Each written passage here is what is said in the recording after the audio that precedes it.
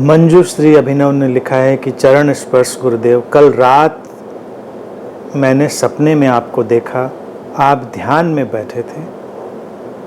आज मेरा दिन बहुत अच्छा जा रहा है, शुक्रिया।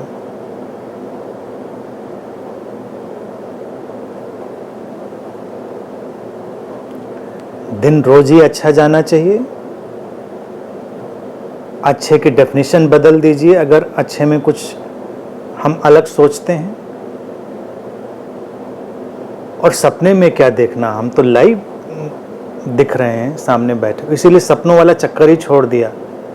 बेवजह लोग सपनों में देखते हैं, खुद मुश्किल में पड़ते हैं और मुझको भी मुश्किल में डालते हैं। तो बेहतर है कि मैंने दो ही विकल्प चुने हैं, या तो अनंत में सीधे आइए, अब ये एक नया टेक्नोलॉजिकल विकल्प निकल आया है, लाइव आमने सामने बैठिए और एंजॉय करिए। जो कहना है सामने कहिए, जो मुझे कहना है मैं सामने कहूँ।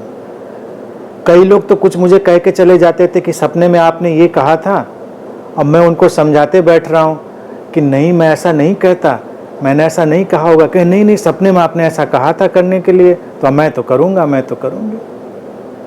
अब सपने तो खुद के होते हैं, सपने इंसान अपने देखता है।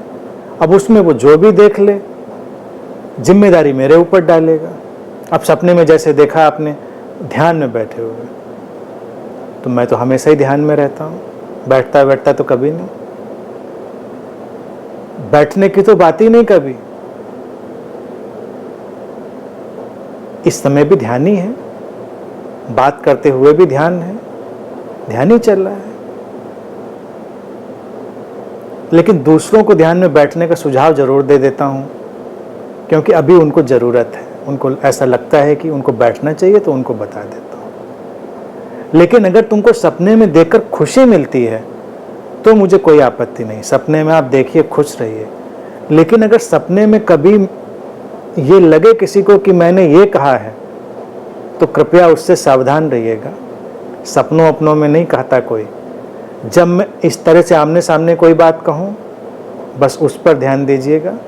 सपनों में जो कहा जाता है उसको भूल जाइएगा।